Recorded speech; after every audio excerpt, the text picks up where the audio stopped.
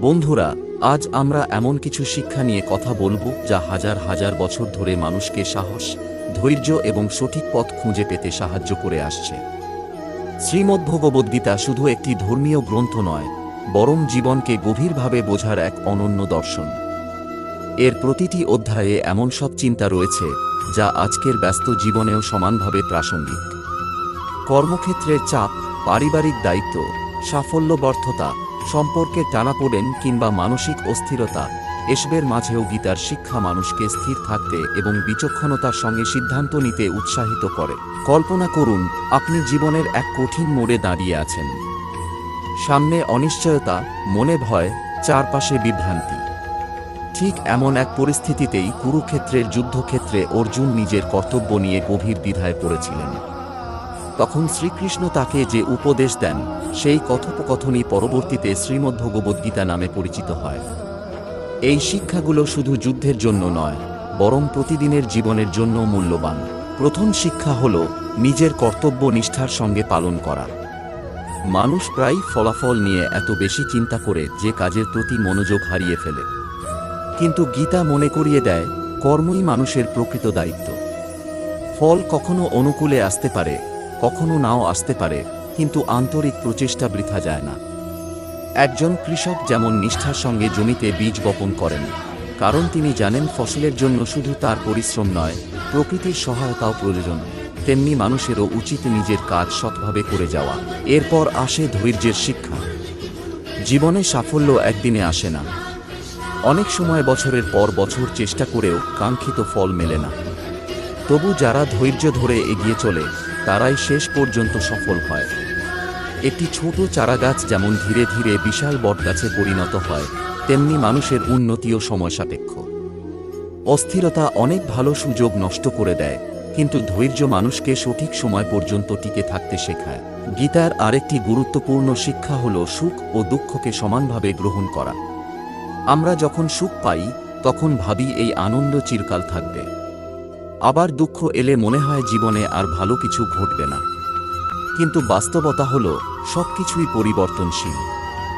দিন যেমন রাতের কাছে জায়গা ছেড়ে দেয়, তেমনি দুঃখ একসময় কেটে যায়। তাই সাময়িক পরিস্থিতিকে জীবনের শেষ সত্য মনে করা উচিত নয়। এই শিক্ষা আমাদের ক্রোধ নিয়ন্ত্রণ করতেও সাহায্য করে। রাগের মুহূর্তে মানুষ এমন কথা বলে বা এমন কাজ করে, যার জন্য পরে অনুশোচনা করতে হয়। গীতায় বলা হয়েছে, ক্রোধ বিচার বুদ্ধিকে আচ্ছন্ন করে দেয়।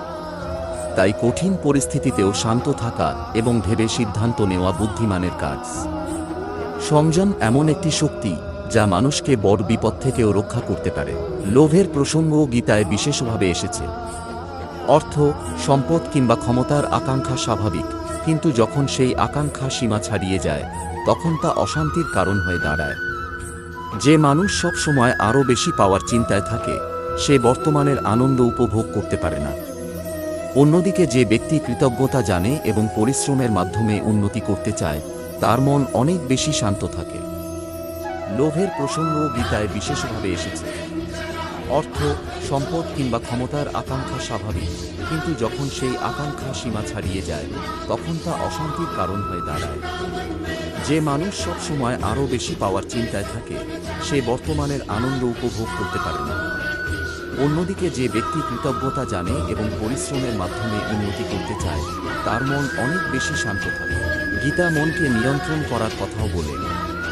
মানুষের মন খুব চঞ্চল। এক মুহূর্তে আনন্দিত, পরের মুহূর্তেই উদ্বিগ্ন। যদি মনকে প্রশিক্ষণ না দেওয়া যায়, তবে ছোট সমস্যাও বড় মনে হতে পারে। নিয়মিত আত্মচিন্তা, শৃঙ্খলা এবং একাগ্রতা মানুষকে স্থির থাকতে সাহায্য করে। মনকে নিয়ন্ত্রণ করতে পারলে বাইরের পরিস্থিতি যতই কঠিন হোক না কেন, ভেতরের শক্তি অটুট থাকে। এরপর আসে সৎসঙ্গের গুরুত্ব। মানুষ তার পরিবেশের দ্বারা গভীরভাবে প্রভাবিত হয়। ইতিবাচক চিন্তাধারার মানুষের সঙ্গে থাকলে নিজের মধ্যেও ভালো অভ্যাস তৈরি হয়। আবার নেতিবাচক প্রভাব মানুষকে ভুল পথে নিয়ে যেতে পারে। তাই জীবনে কাদের সঙ্গে সময় কাটাচ্ছি, সেটিও ভবিষ্যৎ নির্ধারণে গুরুত্বপূর্ণ ভূমিকা রাখে। অহংকার ত্যাগ করাও গীতার এক বড় শিক্ষা।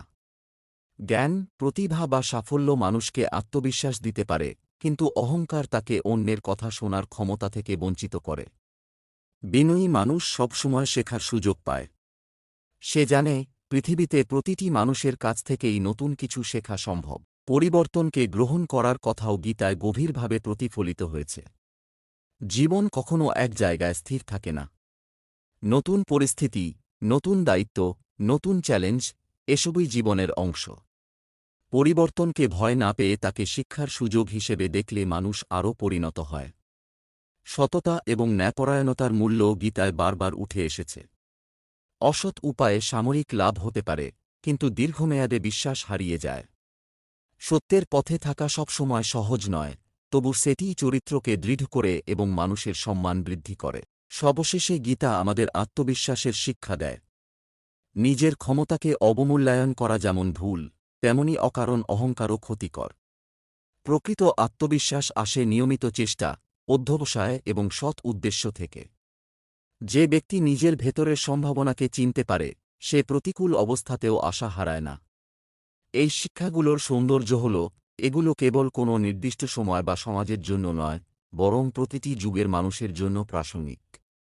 একজন ছাত্র পড়াশোনায়, একজন কর্মজীবী তার দায়িত্ব পালনে, একজন ব্যবসায়ী সততার সঙ্গে কাজ করতে, একজন অভিভাবক পরিবার পরিচালনায়, সবার জীবনেই এই নীতিগুলো উপকারী হতে পারে।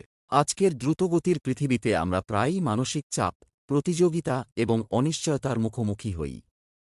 এমন সময় গীতার শিক্ষাগুলো আমাদের মনে করিয়ে দেয় যে স্থিরতা, ধৈর্য, সৎকর্ম, সংযম এবং আত্মবিশ্বাসী দীর্ঘমেয়াদে মানুষের সবচেয়ে বড় শক্তি।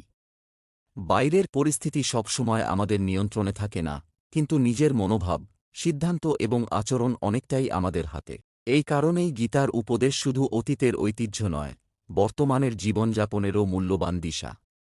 যে ব্যক্তি নিষ্ঠার সঙ্গে কাজ করে, সুখ দুঃখে ভারসাম্য রাখে, লোভ ও ক্রোধ নিয়ন্ত্রণ করতে শেখে, সৎ মানুষের সঙ্গ গ্রহণ করে, অহংকার ত্যাগ করে এবং পরিবর্তনের সঙ্গে নিজেকে মানিয়ে নিতে পারে, সে জীবনের নানা পরীক্ষায় আরও দৃঢ়ভাবে এগিয়ে যেতে সক্ষম হয়। বন্ধুরা, জীবনের প্রতিটি দিনই নতুন শিক্ষা নেওয়ার সুযোগ। গীতার এই উপদেশগুলো নিখুঁত হওয়ার দাবি করে না, বরং প্রতিদিন একটু একটু করে নিজেকে উন্নত করার অনুপ্রেরণা দেয়। ছোট ছোট